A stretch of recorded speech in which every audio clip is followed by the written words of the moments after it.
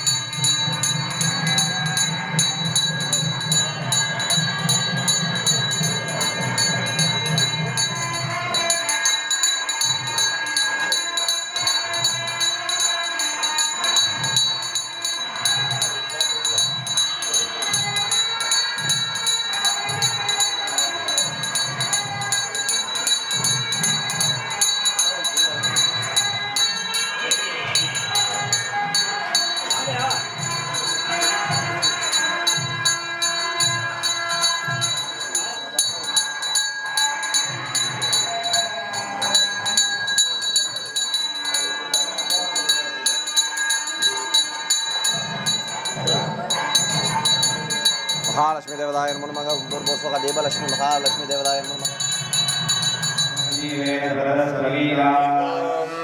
यजमानस्य कुलदेवताभ्यो नमः. श्री महाकालिम्बिकायै नमः.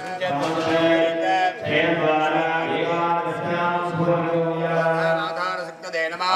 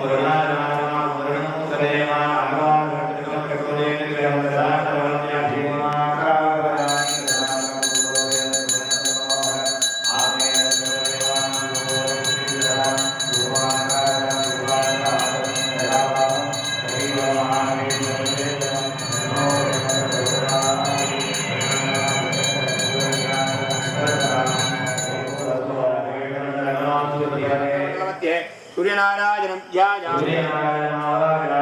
नमः. चन्द्राय नमः. बत्वत्वजास्महे हेमरूपाय धीमहि. रोहिणी अंबिका समेत चन्द्राय नमः. सूर्यग्रहस्य आग्नेय दिग्भागे चन्द्रग्रहं ध्यायामि. नमः. अंगारकाय नमः. वीरत्वजास्महे विघ्नहस्ताय धीमहि. अंबिका समेत अंगारकग्रहाय नमः. सूर्यग्रहस्य दक्षिण दिग्भागे ओम नमो भगवते शक्ति देवी अंबिका समेत अंगारक ग्रहं ध्यायामि. बुधग्रहाय नमः. प्रार्थ्य गजद्वय मस्तुजात्महे शुभहस्तादिमहे सूर्यग्रहस्य ईशान्य दिग्भागे ज्ञानदेवीम्बिका समेत बुधग्रहाय नमः ध्यायामि अधिपतिजन्मः श्री गुरुभ्यो नमः प्रार्थ्य सुराचार्यादित्महे सुरश्रेष्ठादित्महे सूर्यग्रहस्य उत्तर दिग्भागे धारादेवीम्बिका समेत बृहस्पति ग्रहं ध्यायामि दिवायां शुक्राय नमः प्रार्थ्य ओम अश्वत्थजात्महे धनुर्गस्तादित्महे सूर्यग्रहस्य पूर्व दिग्भागे ओम नमो भगवते सुकृति देवीम्बिका समेत शुक्रग्रहं ध्यायामि शनैश्चराय नमः प्रार्थ्य ओम शनैश्चराय सूर्यग्रहस्य पश्चिम दिग्भागे दिनधान्यमण्डलमध्ये नीलादेवीम्बिका समेत शनैश्चरग्रहं ध्यायामि अधिवायां राघवे नमः प्रार्थ्य ओम पद्मध्वजात्महे नागगस्तादित्महे सूर्यग्रहस्य नैऋत्य दिग्भागे ओम नमो भगवते मासधान्यमण्डलमध्ये नागदेवीम्बिका समेत राहुग्रहं ध्यायामि दिवायां केतवे नमः प्रार्थ्य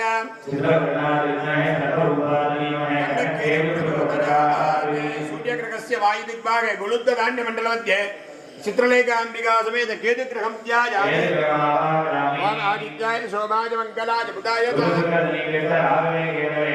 धान्यमण्डले आदित्याय नवग्रहं ध्यायामि नवग्रहस्य अधिदेवतं ध्यायामि प्रतिदेवतं ध्यायामि सपत्नी पुत्र परिवार समेताः ग्रहमण्डले प्रतिष्ठितम् आदित्याय नवग्रह देवतां ध्यायामि नवग्रह देवतां आवाहयामि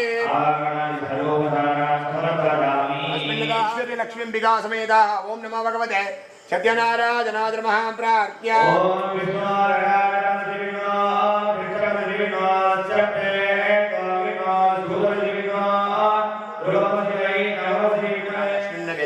आवाहितुं सर्वेभ्यो देवताभ्यो आसनार्थे समर्पयामि सर्वमङ्गलमाङ्गल्ये शिवे सर्वार्थसाधके ओम सत्यात्मने नमः ओम सत्यभूताय नमः ओम सत्यभूताय नमः ओम सत्यनारायणाय नमः ओम सत्यसाक्षिणे नमः ओम सत्यविग्रहाय नमः ओम सत्यसिद्धाय नमः ओम सत्याच्युताय सत्यवासुदेवाय नमः ओम सत्यभोगाय नमः ओम सत्यरुद्राय नमः ओम सत्यवैद्याय नमः ओम सत्यदेवाय नमः सत्यप्रभवे नमः ओम सत्यधीमाय नमः ओम सत्यप्रकाशाय नमः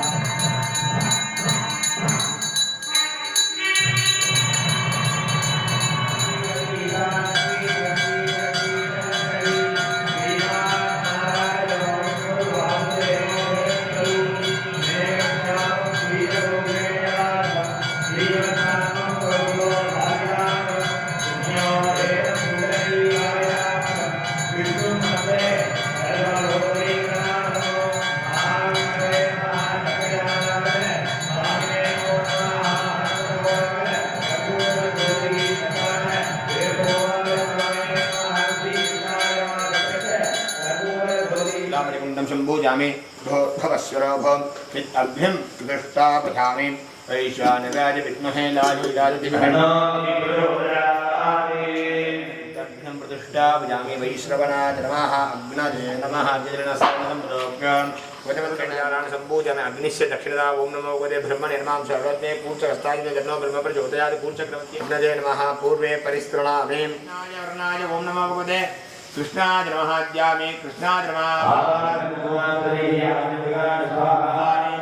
विशेषवर्गद्वयदाम्बुलद्गावः महानैवेद्यं दृगान स्वाहा ओम नैवेद्यमन्त्रणादिमन्ये दृगान स्वाहा अग्ने भूस्वाग्ने भवस्वाग्ने स्वस्वाग्ने हरि ओम कर्मावे अयित् कर्मावे कर्मवे भूषणकाय अयित् सकलविधமான செல்வ சம்பத்துகளையும் அழித்து शंकरनगरनिर्मित निरवकरणको सत्यस्वरूपाय सत्यनारायण स्वामी नारायण स्वामी अपेक्षमान नारायण स्वामी के இப்போது விரைவான கோவில்களாக செய்யப்பட்டது அற்புதமாக நாராயண சுவாமியை விருந்தம் செய்து இப்போது விரைவான ஹோமங்கள் எல்லாம் செய்யப்படும் இந்த சத்யநாராயண சுவாமியுடைய स्वामी अनुग्रह எப்படி கிடைக்கும்ங்கறது நம்மளதான் காலத்துல கதையெல்லாம் சொல்லி வச்சிருக்காங்க स्वामी अनुग्रह பண்ணா இந்த அத்தியாயங்கள் இந்த அத்தியாயங்கள் அந்த அத்தியாயத்துல स्वामी யாரெல்லாம் எப்படி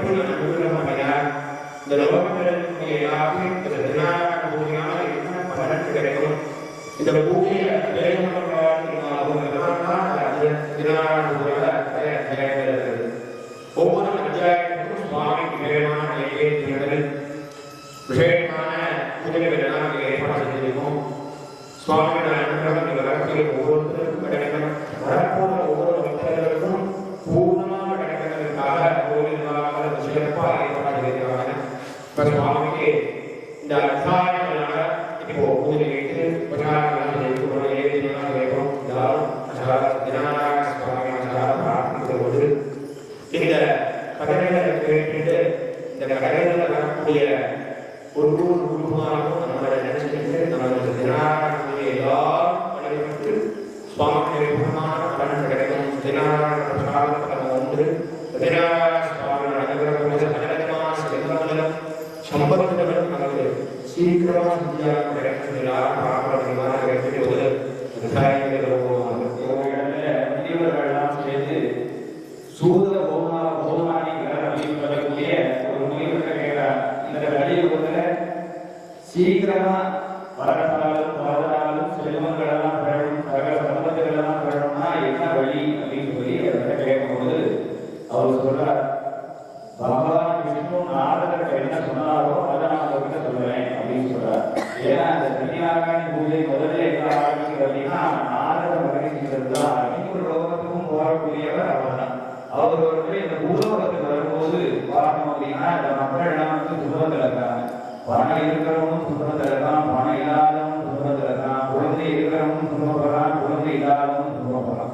இந்த மாதிரி அவர் பார்த்துட்டு பகவான் விஷ்ணுவை சொல்றார், இந்த மாதிரி மக்கள் எல்லாம் சுத்தத்தில் இருக்காங்க, இதுக்கு விரைவா என்ன வழி இருக்கு அப்படின்னு சுவாமிகிட்ட நாரதர்கிட்ட மகாவிஷ்ணுகிட்ட நாரதர் கேட்கிறார். அதுக்கு சுவாமியே சொல்றார், இந்த சத்யநாராயண பூஜைய சாகா பெருமாளே சொல்றார், எனக்கு இந்த மாதிரி பூஜைகள் பண்ணணும், நான் சத்யநாராயண ரூபத்தில் இருந்திருக்கிறேன், எனக்கு இந்த மாதிரி பூஜைகள் எல்லாம் பண்ணி இந்த மாதிரி பூஜை வஸ்துக்கள், இந்த மாதிரி நைவேத்தியங்கள், இனிப்பு நைவேத்தியங்கள் என்னென்ன முடியுமோ அந்த மாதிரி பூஜைகள் எல்லாம் எனக்கு பண்ணலாம்.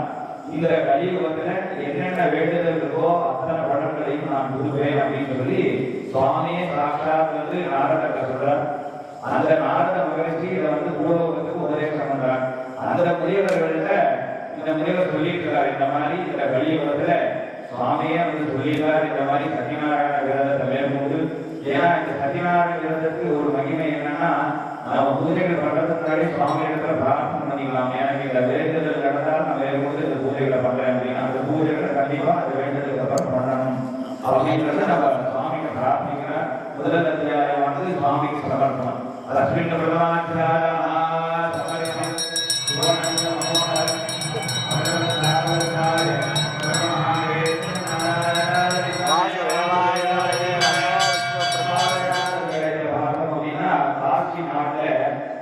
ஒரு ஏழை அந்தணன் ரொம்ப சாப்பாட்டுக்கு ரொம்ப கஷ்டம், பிச்சை எடுத்துதான் வாழ்ந்துட்டு இருக்கார்.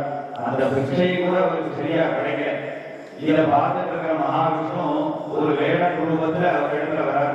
வந்து ஒரு கிழவன் குடும்பத்துல அவர் இடத்துல வந்து உங்களுக்கு என்னப்பா பிரச்சனை, என்ன வேணும் அப்படின்னு கேட்கிறார். இந்த மாதிரி எனக்கு பசிக்குது, சாப்பாடு கிடையாது, சரியான எந்த விதமான ஆசை பந்தங்கள்லாம் எதுவும் கிடையாது, பிச்சை எடுத்துதான் சாப்பிட்டு இருக்கேன், அந்த பிச்சையும் எனக்கு சரியா கிடைக்கிறது இல்லை, நான் என்ன பண்றது அப்படின்னு அவர்கிட்ட கேட்கிறார். அவர் சொல்றாரு, அந்த பகவான் கிழவர் ரூபத்தில் வந்திருக்கிற அந்த மகாவிஷ்ணு சொல்றாரு, இந்த மாதிரி நீ இந்த சத்யநாராயண பூஜையை பண்ணுவா, உனக்கு எல்லா விதமான சம்பத்துகளும் கிடைக்கும் அப்படின்னு சொல்றார்.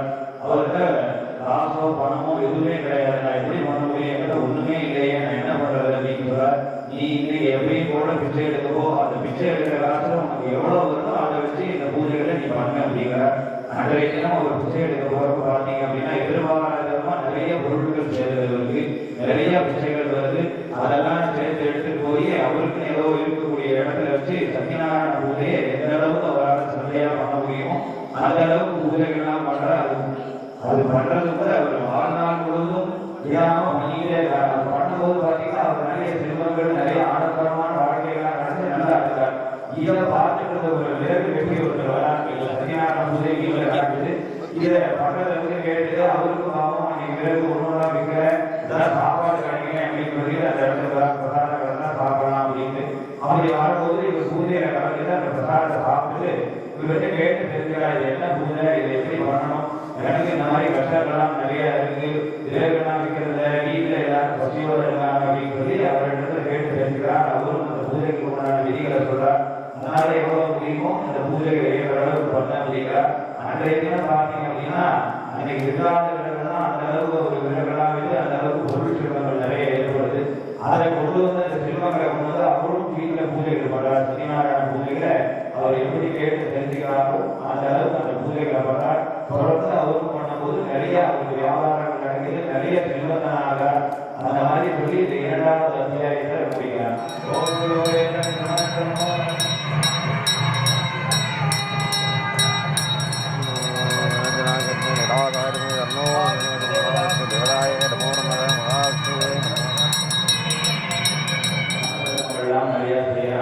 அவருடைய மனைவி பார்த்தீங்க அப்படின்னா அந்த சத்யநாராயண பூஜையை தொடர்ந்து செஞ்சுட்டு இருக்காங்க.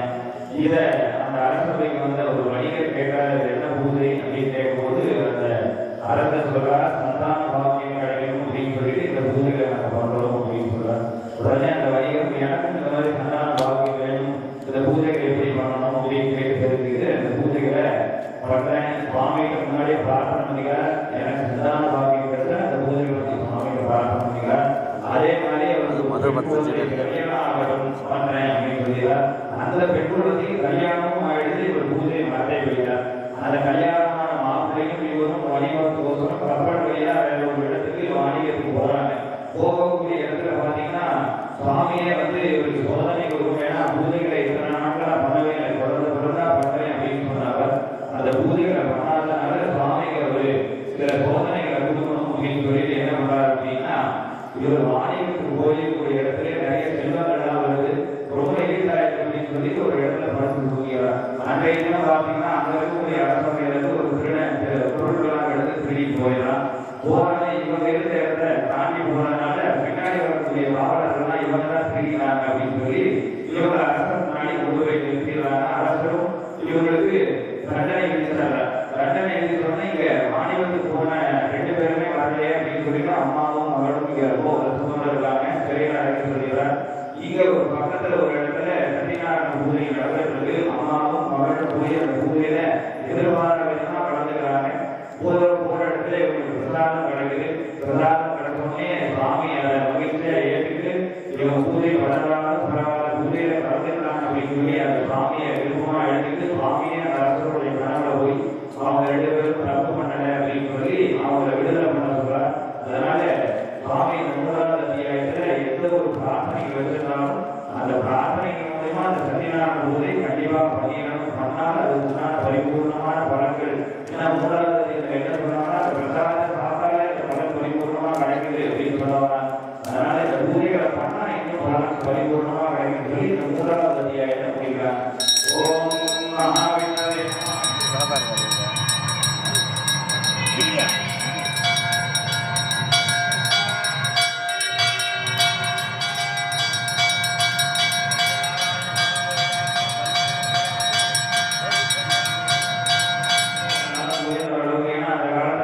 வெளியூருக்கு போறாங்க அப்படின்னா தானங்கள் கொடுத்துதான் வெளியூருக்கு போவாங்க. ஏன்னா போகக்கூடிய பயணங்கள் நல்லபடியாக இருக்கணும் அப்படின்ட்டு தானங்கள் கொடுத்து வெளியூருக்கு போறது வழக்கம். அந்த மாதிரி ஒரு வணிகர் தானங்கள் எல்லாம் நிறைய சான்றோர்கள் எல்லாம் கொடுத்துட்டு வெளியூர் பயணம் போசனம் போறார். அவரும் அவருடைய மாப்பிள்ளையும் கிளம்பி போறாங்க.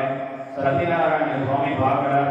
பார்த்துட்டு ஒரு பிரம்மச்சாரி ரூபத்துல அவரிடத்துல வந்து அவர் நிறைய செல்வங்கள்லாம் ஒரு பெட்டியில் வச்சிருக்கார். பிரம்மச்சாரி ரூபத்துல வராது வந்து இதுல என்ன பெட்டியில் என்னப்பா வச்சிருக்கேன் அப்படின்னு கேட்கும்போது அவர் சொல்லிடுறார், இவர்தான் உண்மையை சொல்லக்கூடாது அப்படின்னு சொல்லி வெறும் இலையும் பொதிகளும் தான் இருக்கு அப்படின்னு சொல்லிடுறார்.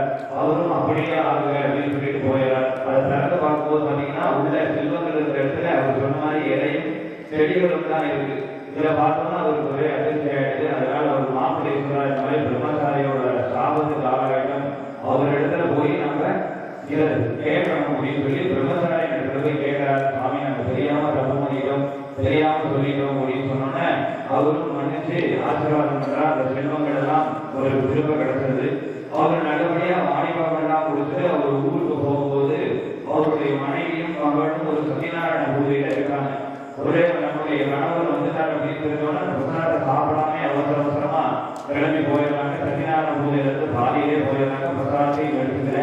இவங்க பாதியில கிளம்பி வந்தோடனே அவங்க வந்து இந்த பழக்கு பாதியிலே முழுகணும்னு எல்லாருமே அதிர்ச்சி. மனைவி என்ன பண்றா, கணவரோட பாதரட்சியை தலையை வச்சு நானும் போய் உதவிக்கிறேன் அப்படின்னு சொல்லிட்டு போறா. உடனே அவங்க அம்மா வந்து இல்லம்மா இந்த சத்யநாராயண பிரசாதத்தை சாப்பிட்டீங்கன்னா சரியா வரும், பாதியிலே பூஜையில வரக்கூடாது அப்படின்னு சொல்லி அந்த சத்யநாராயண பிரசாதத்தை சாப்பிட்டோடனே அந்த படம் மேல வந்து மருமகனும் மாமனாரும் மேல வந்து அவங்க 2 பேருக்கும் காட்சி கொடுக்காம ஏற்றி சத்யநாராயண பூஜையில கலந்துருக்கா. அந்த பிரசாதம் சத்யநாராயண பூஜை முழுவதுமாக பார்த்து அந்த பிரசாதத்தை சாப்பிட்டாதான் அதனுடைய பலன் பரிபூர்ணமா கிடைக்கும்னு சொல்றது 4வது அத்தியாயத்தில் சொல்றாங்க. சத்யநாராயண சுவாமியே நமோ நமः.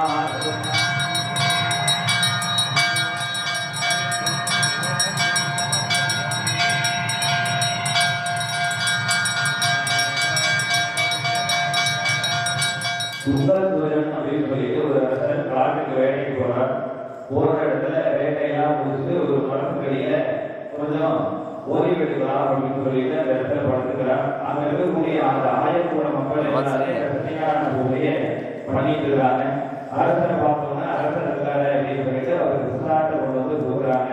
இவங்க கொடுத்து நான் சாப்பிடலாம் அப்படின்னு சொல்லி அந்த பிரசாதத்தை உதாரணப்படுத்துறார். உடனே அரசர் முடிச்சுட்டு கிளம்பி போயிடுறார் அரசவைக்கு. அங்க போய் பார்த்தா இவருடைய மாளிகை எல்லாமே இடிச்சு விழுந்து இவருடைய குழந்தைகள் எல்லாம் இறந்து போயிடுறாங்க. இவருடைய மனைவிகள் எல்லாம் இறந்து போயிடுறாங்க. அவருக்கு ஒன்றுமே புரியல.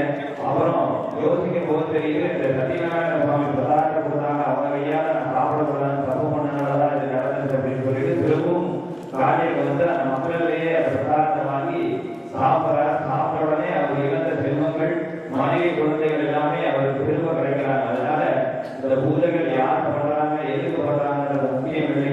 இந்த பூஜைகளை யார் பண்ணாலும் பரிபூர்ணமா நம்ம ஏற்றுக்கணும், அந்த பிரசாதத்தை பரிபூர்ணமா சாப்பிடணும்னு சொல்லிட்டு இந்த சத்யநாராயணத்துல 5வது அத்தியாயத்தில் சொல்றாங்க. இந்த சத்யநாராயண பூஜையில இந்த கதைகளை வாசிக்கிறது தான் ரொம்ப முக்கியமான ஒரு விஷயமே. ஏன்னா சுவாமியே பிரத்யட்சமா வந்து எனக்கு இப்படி பூஜை பண்ணணும் அவரே சொல்லியிருக்கார். ஏன்னா இந்த கலியுகத்துல இந்த பிரச்சனைகள் எல்லாம் வரும்ன்றது அவருக்கு தெரியும். இந்த கலியுகத்துல இந்த பிரச்சனைகளை மக்கள் சிரமப்படக்கூடாது அப்படிங்கிற ஒரே காரணத்துக்காக அவரே சாட்சாத் வந்து இந்த சத்யநாராயண விரதத்தை பண்ணணும். இதுக்கு இந்த கணக்கெல்லாம் கிடையாது. நான் இத்தனை வாரம் பண்றேன், இத்தனை மாசம் பண்றேன், இத்தனை வருஷம் பண்றேன், கணக்கு கிடையாது. நம்மளால எப்போ புரிஞ்சாலும் ஆனா ஒரு முறை ஆரம்பிச்சா முடிஞ்ச அளவுக்கு பண்ணிக்கிட்டே இருக்கணும் அப்படிங்கிறது சொல்றது. வருஷத்துல ஒரு நாள் கூட பண்ணலாம், மாதத்துல ஒரு நாள், வாரத்துல ஒரு நாள், நம்மளால எப்போ முடியுமோ அந்த பூஜைகளை பண்ணணும்னு சொல்லியிருக்கு. அதனால எல்லாரும் நல்லபடியா பிரார்த்தனை பண்ணிக்கணும். இந்த பூஜையோட பலாபலன் பரிபூர்ணமா எல்லாருமே கிடைக்கும். சுவாமி சொன்னது போல எல்லா கஷ்டங்களும் விவசாயம், குழந்தை பாதிக்கு ஏற்படணும், நிறைய செல்வங்கள் கிடைக்கணும், நிம்மதியான வாழ்க்கை கிடைக்கணும் அப்படின்னு சொல்லி எல்லாருமே பிரார்த்தனை.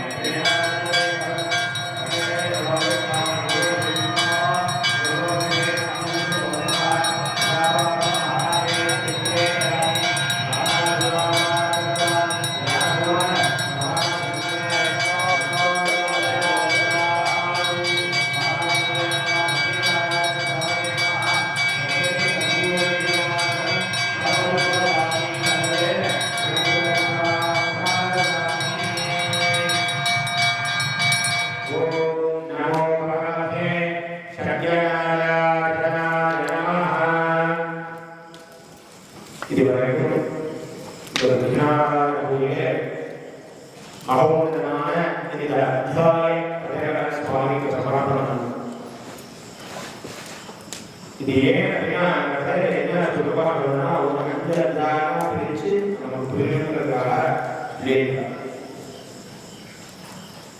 கலியுகத்த கண்கரந்த தெய்வம், கலியுகத்தை ரட்சணை செய்யக்கூடிய கலியுகத்தை காக்கக்கூடிய கடவுள் மகாவிஷ்ணு.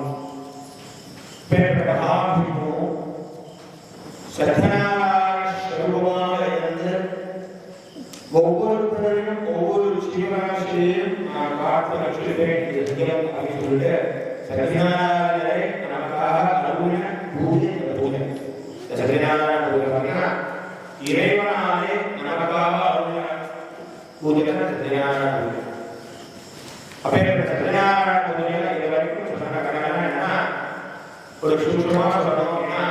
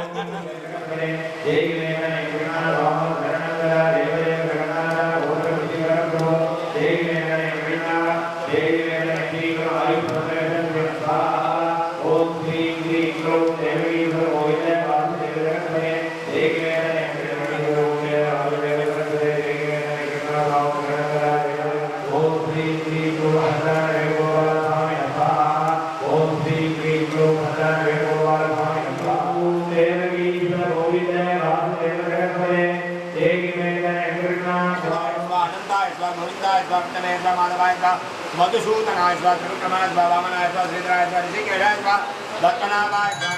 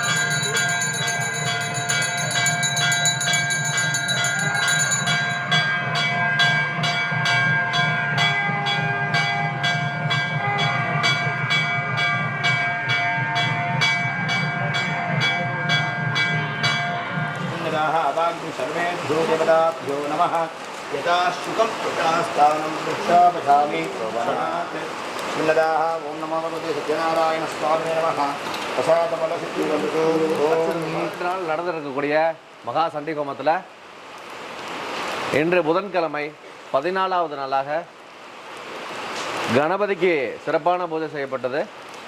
மேலும் இன்று சந்தான வேணுகோபாலருக்கு மூலமந்திரங்கள் ஜபிக்கப்பட்டு ஹோமம் நடத்தப்பட்டது. இன்றைய சிறப்பு நாளாக ஸ்ரீ சத்ய நாராயணாவுக்கு 5 அத்தியாயங்கள் புராணங்கள் சொல்லப்பட்டு 5 நைவேத்தியங்கள் படைக்கப்பட்டு ஸ்ரீ சத்யநாராயண மூலமந்திரம் ஜபிக்கப்பட்டது. இந்த ஹோமம் இனிதே நிறைவு பெற்றது. இந்த ஹோமத்தின் பலன் இத்திருக்கோவிலுக்கு வரக்கூடிய அனைத்து பக்தர்களுக்கும் இந்த சத்யநாராயண பூஜையின் பலன் உரிதாகட்டும். ओम नमो भगवते सत्यनारायणाय येधे धनं धान्यं परं वटपुत्रलाभ सततं नरकरं दीर्घमायुः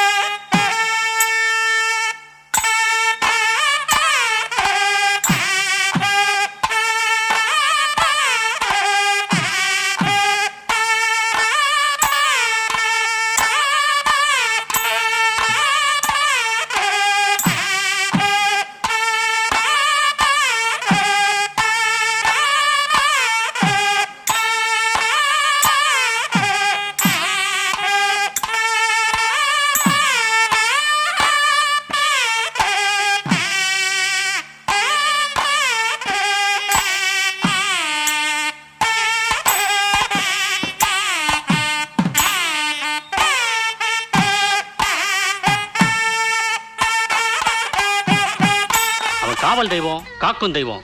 அவனை நம்பி சரணடைஞ்சவங்களை அவன் காப்பாத்தாம விட்டதா சரித்திரமே கிடையாது. நீ அங்க போய் முறையிடுதாயி. இந்த கருப்பு சாமி வாக்கு கொடுத்தா கொடுத்ததுதான். இது சத்தியம்.